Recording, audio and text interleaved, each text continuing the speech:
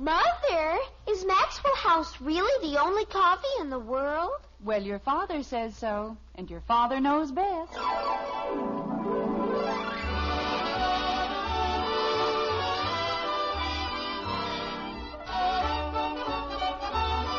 Yes, it's Father Knows Best, transcribed in Hollywood, starring Robert Young as father.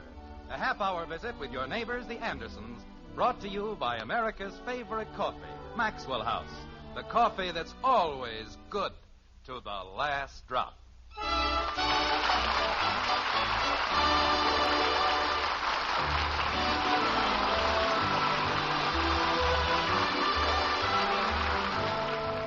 In every week, there are 7 days. In every day, there are 24 hours. In every hour, there are 60 minutes, or 3,600 seconds. That's a lot of time, isn't it?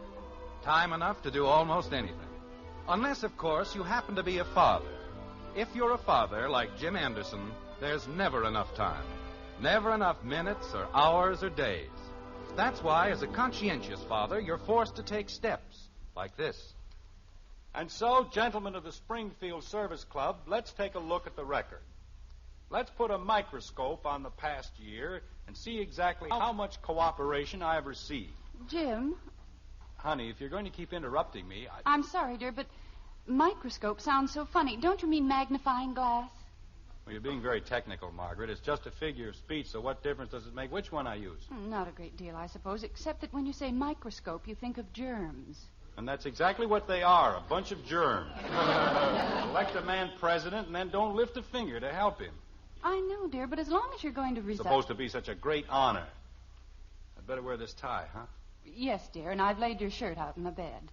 President of the Service Club. It's just another way of saying I'm too tired. Let Jim do it. Jim, if you want me to hear the rest of your speech... They can get another president. He can do all the work. I'm going to stay home with my family. Where was I? You were looking at the record. Oh, yeah. Let's take a look at the record. Let's put a magnifying glass on the past year and see exactly... Jim. Yes, Margaret. You were right. Microscope sounds better. Thank you. Let's take a look at the record. Let's put a microscope on the past year and see exactly... It's a very peculiar picture. I mean, putting a whole year into a tiny little microscope. But it does sound better when you say it. Margaret. Yes, dear. This is a large microscope, the year size. Well, let's not worry about it. It isn't very important. Yes. I won't interrupt you again. Margaret, if there's anything else you'd rather do... Jim, I'm trying my best to listen. Oh, that's what you were doing. Of course, if you don't want me to hear the speech. I do want you to hear the speech, but we've been at it for 15 minutes, and I haven't been able to get past the introduction. I'm so confused, I don't know if I'm getting dressed or undressed. Mother! I'm in the bedroom, Betty. I think the string beans are burned. Oh, dear, I forgot all about them. I'll be right down. Okay. Between the string beans and Kathy's bath and Betty's fingernails... Jim, just because you're going out to dinner, that doesn't mean that we don't have to eat. I didn't say that. I have 3 growing children to take care of, and they're going to be fed in spite of you and the service club. I suppose I burned the string beans. Well, they certainly didn't burn by themselves.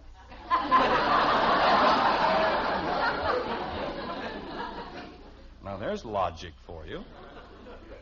I'm going out to dinner, so I'm responsible for everything that happens in the house. Blue sock, blue sock, blue sock. Why is it I can never... Bud! You want me? What happened to my... Oh. What's that, Dad? Never mind, I found it. What? I said never mind, I found it. You found what? My other blue sock. I haven't got it. I know you haven't, I just found it. Did? Yes. That's nice. I thought you'd be happy. I'll give you 10 to 1 right now. He doesn't know what I'm talking about. And so, gentlemen of the Springfield Service Club, let us take a look at the record. Let's put a microscope on the past year. Let's put a magnifying glass on the past year. Let's take a close look at the past year. Look at the record. Look at the year. Well? Daddy? Oh, no, not this. Daddy, are you still here? Me? Of course not. Didn't your mother tell you? I left 5 minutes ago. What? If you look out the window, you can see me just turning the corner. You're kidding me. Somebody told you. Daddy, Kathy, I haven't time to talk. I've got to leave in very few minutes. isn't that wonderful? What? Oh, I mean, going out for dinner and everything. That's what I meant, Daddy. It is, huh? Oh, yes. I wonder. Kathy, Yes, Daddy? I've got to change my shirt and my trousers, so if you don't mind. What? Kathy, get out and close the door, please. But I don't mind, Daddy. Well, I do. Now, please get out and close the door. Gee whiz, nobody ever lets me stay anyplace. All I do is get out. Just like living in an alley, that's what it is. Give a man the privacy of a goldfish. Let's take a close look at the past year and see exactly how much cooperation I have received. As president of the local service club, I've neglected my family, my business, even my golf for the sake of this organization. Examine your own consciences and ask yourselves, what did I do to help? Now, what happened to the darn things? You can never find anything around here. Margaret! She isn't here, Father. She was here 2 seconds ago. She's trying to borrow some string beans from Miss Davis. Oh, thank you. You're welcome. String beans. I can't find my cufflinks, and she's gallivanting all over the neighborhood chasing string beans. Examine your own consciences and ask yourselves, in the past year, what did I do to help? What did I do to help? What did I do to help? What did I do to help? Bud, he's taking those cufflinks again, so help me. Bud, come in here. Okay, Dad, I'll be right in. If I've told him once, I've told him 1,000 times. I couldn't have made it any plainer. You want me for something, Dad? How many times have I told you to leave my cufflinks alone? Which cufflinks? My gold cufflinks, the ones the service club gave me. Oh, those. Well, I don't know. you don't know what. How many times you told me?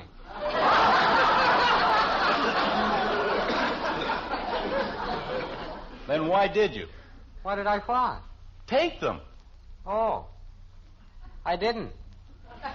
But if you didn't take them, where are they? Maybe Kathy took them. I did not.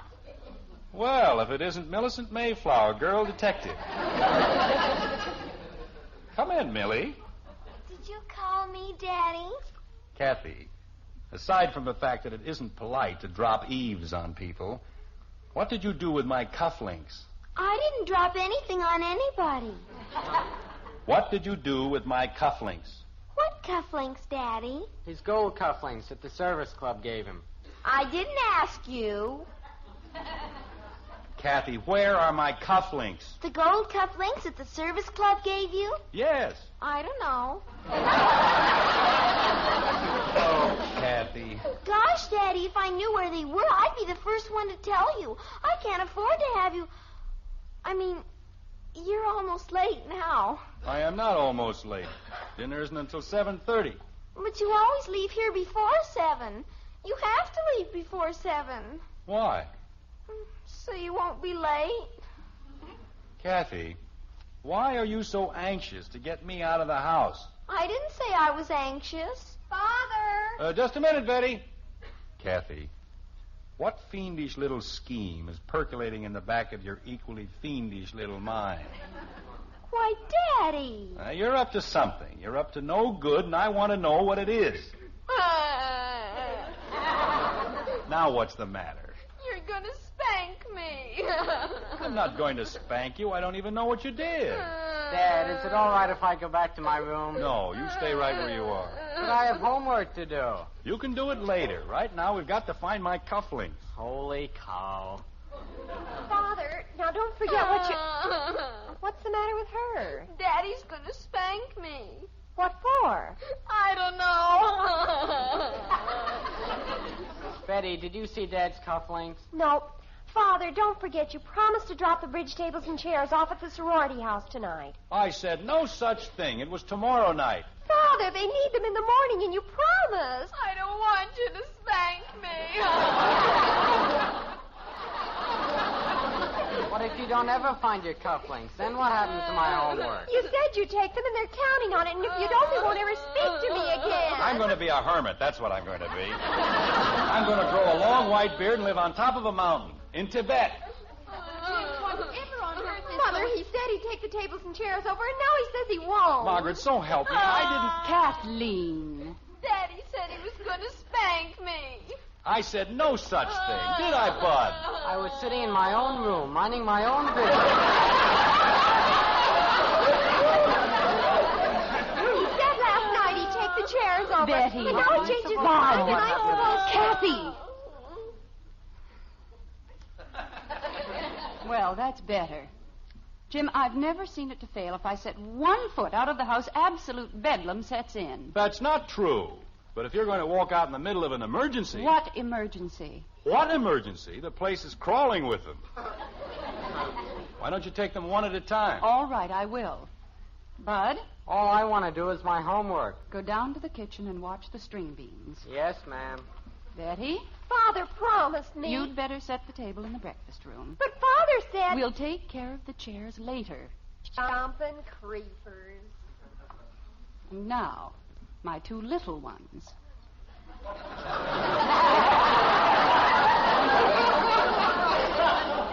Margaret, you realize that this whole thing is absolutely ridiculous. Kathy, Yes, Mommy? why were you crying? I didn't want Daddy to be here at 7 o'clock. Why? Because that's when she's coming here to speak to him. Who is? My teacher. Oh, that's what it was. Now, you see, Margaret, I had a feeling from the very beginning. Jim, Hmm? what was your little problem? My gold cufflinks are gone. They've disappeared. Vanished, that's all. What are those in your cuffs? What? Oh. How'd they get there?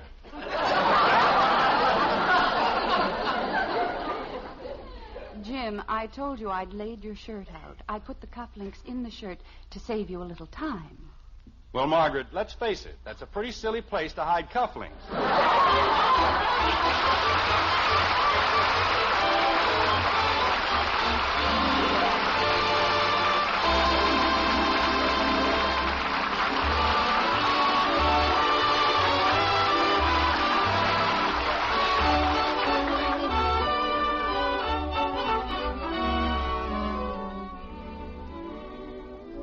Breakfast ready, darling? Here's your coffee. The eggs will be done in a minute. Good. Best coffee I ever tasted. That man you serve coffee to, here's something about him you ought to know. He's the world's greatest coffee expert.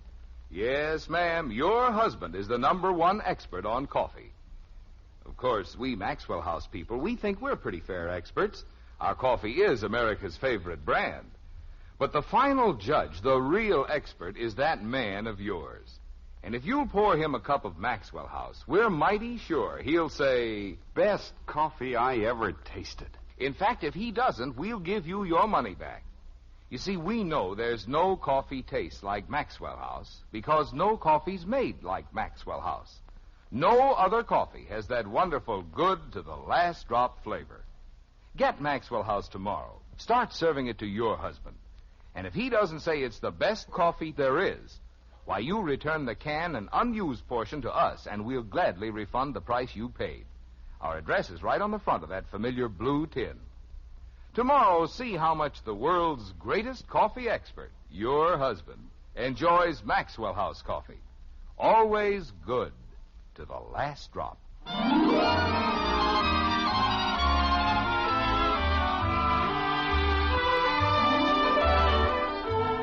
It's 7 o'clock in Springfield. Of course, it's 7 o'clock in other places as well.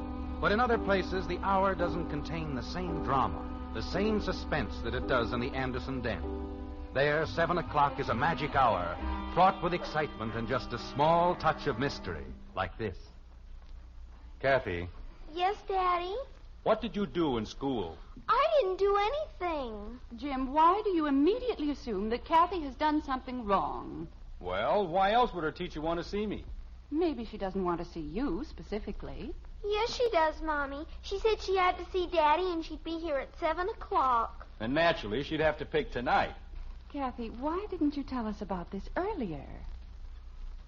Well, don't you have anything to say? I'm trying to think of something. Say, Mom. Bud, we're very busy in here. We've got problems. So have I. If I don't finish my homework, how can I go to the movies with Joe Phillips? You can't. Well, then why can't I... Bud, please go back to the kitchen and watch the string beans. We don't want them to burn again, do we? Go ahead, Bud. Holy cow. 15 years old, and what am I? A string bean watcher. Look, Kathy, I want you to think hard. Have you done anything wrong in school? Have you kicked any footballs through anybody's window? You mean today? I mean any day. Jim, Mrs. Lindsay will be here any moment. Margaret, I want to find out before she gets here. If Kathy's done anything and I can get it straightened out in advance, then I won't have to hang around and gab with Mrs. Lindsay. Kathy, please try to think. What could your teacher possibly want to see me about? Well, maybe Mrs. Woody called her. But I didn't mean to do anything. You and Jimmy had another fight, huh? He said I was a tomboy, and I'm not a tomboy. And I just showed him I wasn't, that's all. How? I punched him in the nose. Kathleen, after all the promises you made... Well, he didn't have any right to say I was a tomboy, did he, Daddy? I don't know, Kathy. Is that all that happened? Except for his shirt. What happened to his shirt? I was only trying to lift him back on his feet. And I couldn't help it if it just ripped. Margaret, what's the Woody's number? Jim, don't you think if I call Dorothy... I'll get it straightened out in 2 seconds. What's the number? It's in the little book, dear, next to the phone. By the time Mrs. Lindsay gets here, there won't be anything to talk about, and that'll be all right with me. Kathy, why can't you ever learn to behave like a lady? I was trying to be a lady, Mommy. I tried to help him up. Oh, there it is. Get the little monster a new shirt, and everything will be right as rain. Hello, Dorothy. This is Jim Anderson. Just fine, thanks. Say, Dorothy, we're awfully sorry about...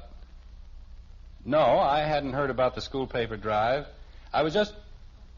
No. Look, Dorothy, I was just... Yeah. Yes, I know how successful it was, but I don't have the time this year to... Dorothy, I just called to explain about Jimmy's shirt. You see, Kathy... What? Didn't Jimmy say anything about it? Well, I'm afraid it was Kathy's fault, and... Dorothy, if you'll just buy him another shirt and send me the bill, then... I know it takes an experienced man, but I give you my word, Dorothy... Okay, as long as you put it that way. Yes, I'll call a meeting for next Monday night. You're welcome, Dorothy. Good night. Paper drive. 8,000 men in the neighborhood, and she has to pick on me. Is everything all right, Jim? Dorothy didn't know anything about Jimmy's shirt, but shake hands with the chairman of the school paper drive.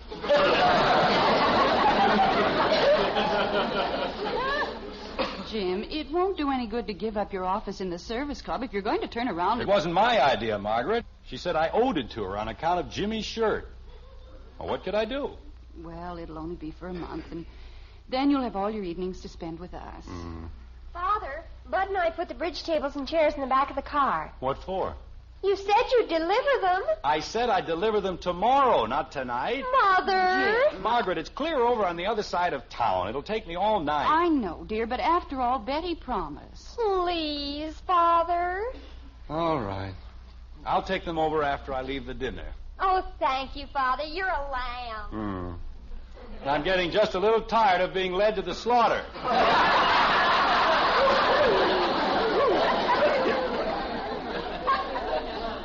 Daddy, Yes, Kathy.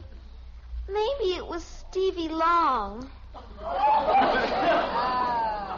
What about Stevie Long? I didn't know it was his good sweater. Margaret. Kathy, did you tear Stevie's sweater? Oh, no, Mommy. I was trying to fix it. I can just see that. Well, I didn't know that was the thread that held the sleeve on. And all I did was pull it a little bit.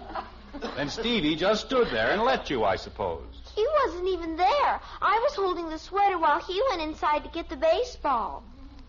What baseball? The one I hit through the living room window. Kathy. You said you hadn't broken any windows. You said today. This was yesterday. Oh, Kathleen. And anyway, you said with a football, and this was a baseball.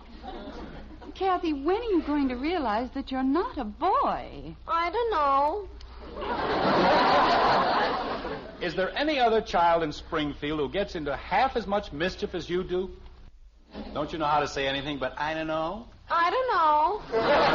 Margaret. The Long's number is next to the phone, dear. I know the Long's number. This is the 5th time we've had to pay for that same window. I ought to know their number by now. This isn't the same window, Daddy. It's the big one in the front. Well, that makes it much better. I don't know why I ever went into the insurance business. I should have opened a glass factory. Oh, hello, Harry. This is Jim Anderson. Well, I haven't had a chance to play much golf lately. I've been sort of tied up with... No, Harry, Harry, I just want to explain about the living room window. You see, Kathy was playing baseball. Yes, I know it's insured, but if I can just tell Mrs. Lindsay that we've got the whole thing... No, it isn't all right, Harry. I'd just as soon... Harry, I haven't got time to be on the Greens Committee.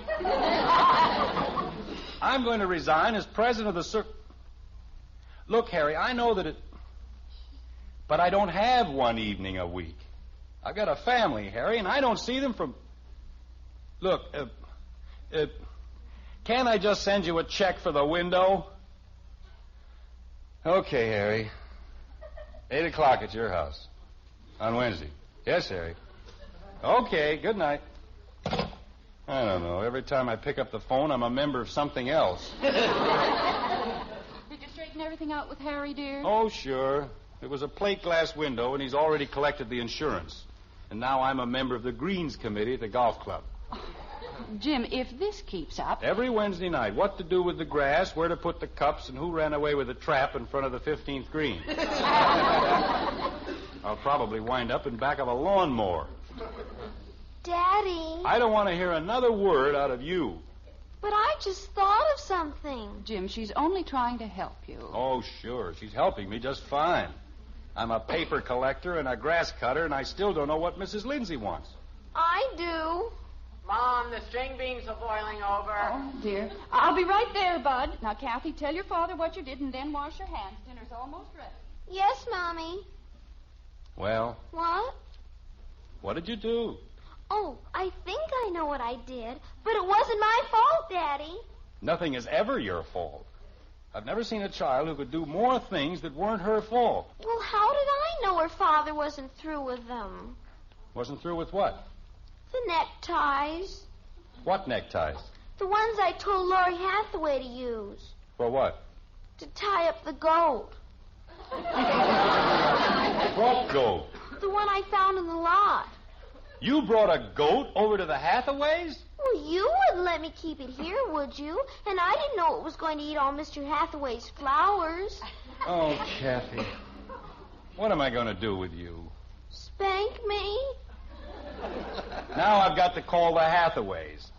And I don't care what committee he wants me to be on. I'm going to pay for the flowers and the ties, and that's all. I'm sorry, Daddy. Can you think of anything else? You mean lately? Margaret! Oh, it's Mrs. Lindsay. Did you call me, Jim? Never mind. Never mind. Hello, Mrs. Lindsay. Kathleen, you sweet child. Come in, Mrs. Lindsay. I've been waiting for you. Thank you, Mr. Anderson. This is a very great pleasure. Yes. Shall we go into the living room? Thank you. I'm sorry, Mrs. Lindsay. About what, dear? About whatever I did. Mrs. Lindsay, I've been calling people all night. Why, Kathleen, you haven't done anything. Have you? Haven't I? Not that I know of. Gosh. Oh, wait a minute. If she hasn't done anything, what did you want to see me about? Mr. Anderson, I have the most wonderful news for you. You've been elected president of the PTA. Congratulations. Oh, no.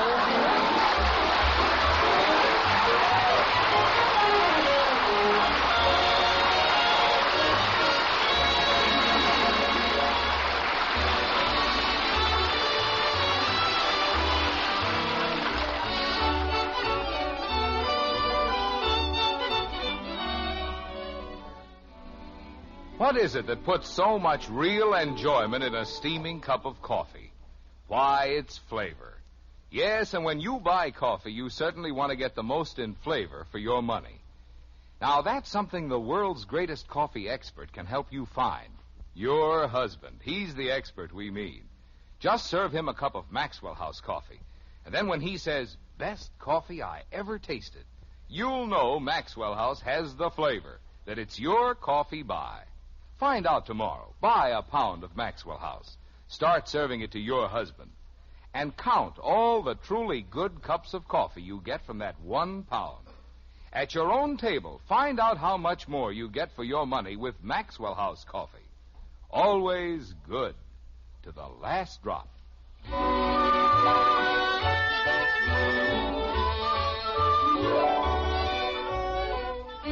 The night is dark. The clock strikes 2. And the white frame house on Maple Street stands hushed beneath a starless sky. In the Andersons' quiet bedroom, a figure moves, and Margaret stirs softly on her downy couch, like this. Jim? Oh, did I wake you, honey? I was just dozing. Jim, Yes, dear. don't be too upset about tonight. You mean about Kathy? I mean about giving up the presidency of the service club. I know it meant a great deal to you. Yes. Did they like your speech? Oh, yes, they loved it. That's nice. They thought it was just great. And you know what? What, dear? I was reelected.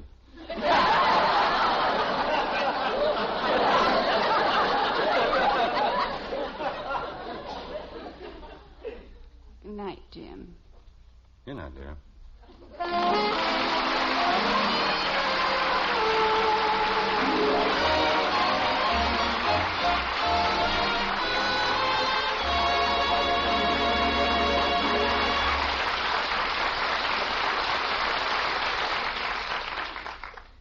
Tell the kids it's a hot favorite with Hoppy. That's hot post wheat meal. And you won't have to coax the youngsters to eat a hot cereal for breakfast if you tell them how Hopalong Cassidy loves hot post wheat meal. Hoppy knows it's chock full of good, solid nourishment. He goes for the rich, nut-like flavor. And you'll go for the fact that post wheat meal cooks in just 3.5 minutes. So get hot post wheat meal and tell the kids it's Hoppy's favorite. You'll see, you'll all agree, it's the best hot cereal you ever ate.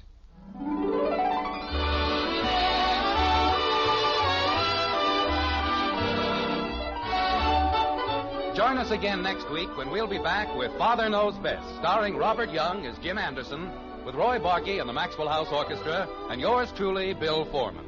So until next Thursday, good night and good luck from the makers of Maxwell House, America's favorite brand of coffee. Always good to the last drop. Father Knows Best was transcribed in Hollywood and written by Ed James. Now stay tuned in for Dragnet, which follows immediately over most of these stations.